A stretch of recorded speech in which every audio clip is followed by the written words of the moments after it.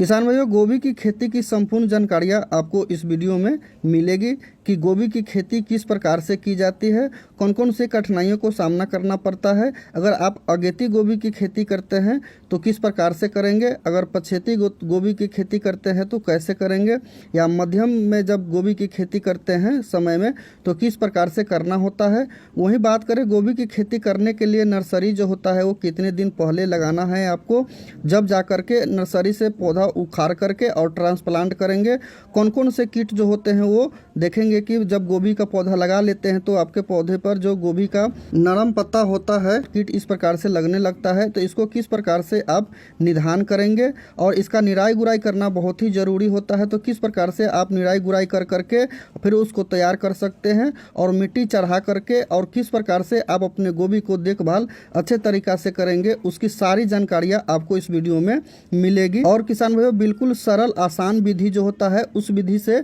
करके मैं इसको दिखाऊंगा कि छोटे से छोटे और बड़े से बड़े जो किसान भाई होते हैं वो गोभी की खेती करके अच्छी आमदनी ले सके। तो चैनल पर पहली बार आए हैं तो चैनल को सब्सक्राइब करके और वीडियो को लाइक कर दें। तो चलिए किसान भाइयों, वीडियो स्टार्ट करते हैं। किसान भाइयों, बात करते हैं नर्सरी तैयार जो होता है वो आप कब करेंगे, तो ये उस पर डिपेंड करता है कि आप खेती जो है कि अगेती कर रहे हैं या मध्यम समय में कर रहे हैं या पिछेती कर रहे हैं, उस पर डिपेंड करता है। जब भी आप खेती करना चाहते हैं उससे 22 से 30 दिन पहले आप नर्सरी को तैयार कर सकते हैं। अब बात करते हैं नर्सरी की तैयार किस प्रकार से की जाती है और कैसे करके कर सकते हैं। तो नर्सरी की तैयारी जो होता है किसान भाइयों कि टेम्परेचर 20 से लेकर के 27 डिग्री के बीच में होता है, वहाँ पर नर्सरी की तैयार कर सकते हैं। अब बात करते हैं किसान भाइयों की मिट्टी जो होता है और जो क्यारिया होता है किस प्रकार से बनाना है। तो इस प्रकार से कुछ क्यारिया बना ले, लंबाई आप चाहे जितनी भी रख सकते हैं, लेकिन चौड़ाई जो होगा किसान भाइयों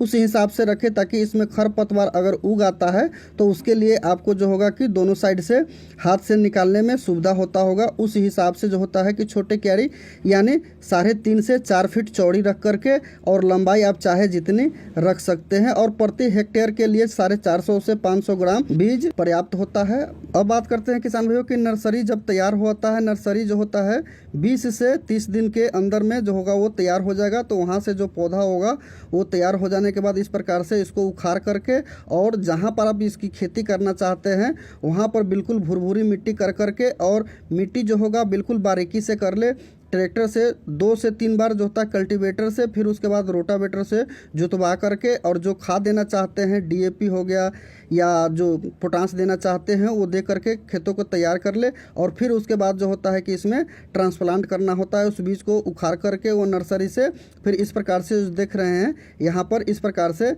पौधे को ट्रांसप्लांट करना होता है। और पौधे से पौधे के जो दूरी होता है किसान भाइयों वो 1.5 फीट रखे यानी 18 इंच, और लाइन से लाइन के जो दूरी होता है वो भी 1.5 फीट यानी 18 इंच रख करके और पूरे खेतों में इसको जो होता है कि पौधे को लगा देना चाहिए। अब बात करते हैं किसान भाइयों कि इसका पौधा जो होता है जो प्लांट होता है किस समय ट्रांसप्लांट करेंगे, नर्सरी से उखाड़ करके किस समय आप जहां पर खेती करते हैं वहां पर लगाते हैं। तो ये जो होगा किसान भाइयों कि संध्या के समय, जिस समय शाम हो रहा होता है, होने वाली होती है, ठंडा मौसम होता है, उस समय जो होगा कि आप इसको ट्रांसप्लांट करेंगे तो आपका पौधा जो होगा वो जीवित होगा। और 1 घंटे के अंदर में पौधे के जड़ में पानी चाहिए होता है, तो उसको पानी दे करके और छोड़ दे। तो ऐसे करके फिर कल होकर के उसको पानी देना होता है। तो पौधे के जो जड़ होता है यहाँ पर देख रहे हैं कि इस प्रकार से पानी दिया गया है, तो ऐसे पानी दे के छोड़ देंगे तो ये बहुत ही जल्दी लग जाता है। और ऐसे करके 2 से 3 बार पानी आप पहला हफ्ता में आप देंगे तो ये लग जाएगा। और जैसे देखेंगे कि किसान भाइयों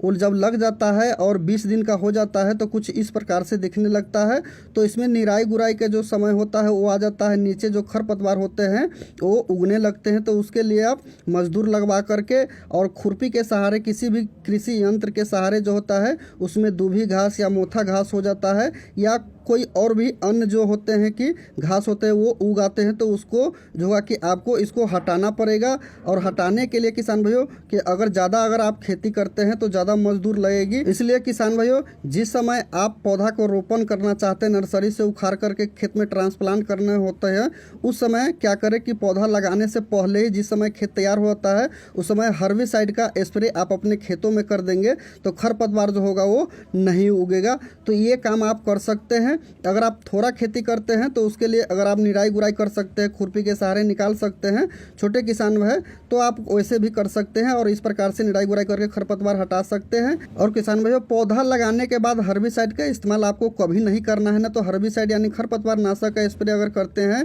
रोपाई के बाद, आपका पौधा जो होगा वो भी सूख जाएगा खरपतवार के साथ साथ। इसलिए खरपतवार नाशक जो होता है, जो पौधा रोपण होता है, उससे पहले जब खाली खेत होता है उसमें किया जाता है। नहीं तो आप इस प्रकार से जैसे देख रहे हैं कि अगर हर्बिसाइड का इस्तेमाल नहीं किए हैं तो ऐसे करके उसको खरपतवार को निकाल सकते हैं। और फिर उसके बाद देखेंगे कि जैसे ही ये 30 दिन का हो जाता है तो इस पर मिट्टी चढ़ाना ज़रूरी होता है। तो कुछ इस प्रकार से मिट्टी आप फावड़ा लेकर के चढ़ा सकते हैं, या आपके पास सुविधा उपलब्ध है किसी और भी कृषि यंत्र ज़्यादा है जो जल्दी से मिट्टी चढ़ा सकता है, उस यंत्र को जो होगा इस्तेमाल करके आप अपने गोभी के ऊपर खेती कर रहे हैं तो मिट्टी चढ़ा सकते हैं। और मिट्टी इस प्रकार से चढ़ाया जाता है, अगर आप फावड़ा से चढ़ा रहे हैं तो एक बार मिट्टी उठा करके लेफ्ट में डालें और एक बार उठा करके राइट में डालें, और इसी प्रकार से इसी प्रणाली से जो होता है कि जितने भी क्यारियाँ होते हैं सभी क्यारियों में मिट्टी चढ़ा दिया जाता है। अब बात करते हैं मिट्टी चढ़ाने के बाद जो किसान भाई होते हो कि 2 दिन उसको छोड़ दे और धूप और हवा लगने दे उस मिट्टी में। और जब हवा लग जाता है तो उसमें पानी जो होता है कि मिट्टी चढ़ाने के बाद पहला पानी आप दे सकते हैं। कुछ इस प्रकार से देखना है कि पानी देने के बाद जो पौधा होगा वो फास्ट में ग्रो करेगा और जल्दी बरपार लेने लगता है, जो कि आगे देखेंगे कि बहुत ही कम दिनों में जो होता है कि गोभी बड़े साइज का होने लगता है, यानी जो इसका तना होता है वो जल्दी बड़ा होने लगता है। और अगर आप इस समय यूरिया के इस्तेमाल करते हैं यानी नाइट्रोजन देते हैं, अगर आपका गोभी जो होगा कि ज़्यादा तेज़ी नहीं है या पीला पड़ रहा है तो उसमें नाइट्रोजन का इस्तेमाल कर सकते हैं। तो प्रति हेक्टेयर के दर से जो होगा कि 22 से 25 किलो जो होगा कि नाइट्रोजन का इस्तेमाल आप कर सकते हैं। वही बात करते हैं किसान भाइयों कि अधिक बारिश होने लगती है तो उसमें जो होता है प्रॉब्लम क्रिएट होने लगता है, ज़्यादा दिक्कत आने लगता है कि कीट वाली समस्या जो होता है वो होने लगता है, क्योंकि बारिश जो होता है कभी कभी लगातार एक हफ्ते तक 3 4 दिन तक होने लगता है। तो उसके लिए जल निकास वाली उचित जो जगह होता है उस जगह पर इसका खेती करके रखें। और बारिश होने के बाद जो होता है किसान भाइयों कि इसके अंदर जो होता है कीट जो होता है देखना कि इस प्रकार से इसमें लगने लगता है। कीट जो होता है जो इसका सॉफ्ट या नरम पत्ते होते हैं उसमें जाके छुपा होता है, और तो उसको कीट को जो दिख रहे हैं कि यहाँ पर छुपा हुआ है इसको ख़त्म करने के लिए साइपरमेथ्रिन का आप स्प्रे कर सकते हैं, या क्लोरोपाइरीफॉस जो होता है उसका स्प्रे कर सकते हैं। तो 15 लीटर का जो ड्रम होता है उस ड्रम में 15 लीटर पानी के साथ जो होता है कि आप 8 से 10 ml जो होता है दवा रख करके और पूरे गोभी के ऊपर स्प्रे कर देते हैं तो वो कीट जो होगा वो नष्ट हो जाता है, यानी कीट से आपको छुटकारा मिल जाएगी। आपकी गोभी जो होगा वो अच्छे से खिलखिलाने लगेगा। और इस प्रकार से जो देख रहे हैं कि गोभी जो है ये बिल्कुल निरोग गोभी है, इसमें कोई ऐसा कीट जो है वो अब नहीं पकड़ा हुआ है। तो अगर आपके गोभी में भी कीट पकड़ लेता है तो इस प्रणाली से ही स्प्रे करें, और ऐसे स्प्रे करने के बाद आपका गोभी जो होगा वो स्वस्थ हो जाएगा। और आपके गोभी के नीचे से देखेंगे कि जो जड़ होता है उसमें पत्ते सब जो होते हैं जो कली बनने में मदद करती है, फ्लावर बनने में, जो फूल गोभी का जो फूल निकलता है वहाँ पर जो छोटे छोटे पत्ते होते हैं वो इकट्ठा होने लगता है, और उसके बाद ही जो होता है इसमें कलियाँ लगना शुरू हो जाता है। तो कुछ इस प्रकार से जो देख रहे हैं कि जो गोभियाँ हैं वो पूरे फ्रूट देने के लिए जो होता है वो तैयार हो चुका है। और इसमें ऐसी अवस्था में जब आ जाता है तो अगले 1 हफ्ता में सभी गोभियों में जो होता है कि फूल जो होता है वो निकल आती है। और किसान भाइयों एक बात और जान ले कि अगर आपके पौधे में अगर पौधा निरोग है और इस प्रकार से है तो बहुत ही अच्छा है, क्योंकि जो पौधा अच्छा होता है उसमें अच्छे से फ्रूट लगते हैं। और जो पौधे ख़राब होते हैं, ख़राब मतलब कि उसमें कीड़ा जो होता है कि पत्ते को ज़्यादा खा गया होता है, या रोग जो होता है कि उसमें ज़्यादा लगा हुआ है, तो उस पौधे को आप अपने खेतों में न रखें, उस पौधे को काट करके इस प्रकार से गोभी का जो होता है, और जितने भी आपके खेतों में ऐसे अगर पौधे हैं सभी को काट करके और खेत से बाहर निकाल दे,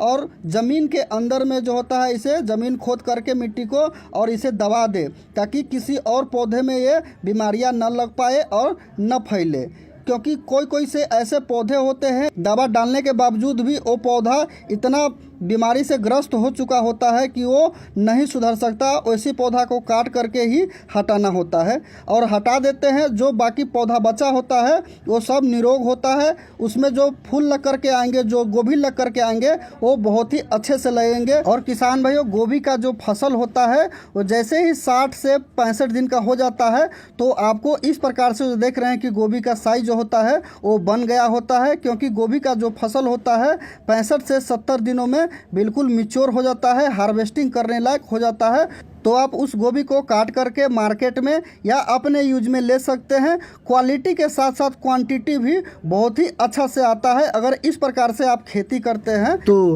अब बात करते हैं किसान भाइयों अगेती खेती करने के लिए गोभी की। वो अगस्त के अंतिम हफ्ते से 15 सितंबर तक इसकी जो होता है कि पौधे का ट्रांसप्लांट कर देना चाहिए, यानी रोपाई जो होता है वो कर देना चाहिए। मध्य और पिछेती खेती करने के लिए सितंबर के मध्य से पूरे अक्टूबर तक खेती करना चाहिए। और किसान भाइयों, कौन सी नर्सरी को, किस वैरायटी को आप लगाना चाहते, कितना उत्पादन देती है वो देखना चाहते तो डिस्क्रिप्शन में लिंक है, जाकर देख सकते हैं।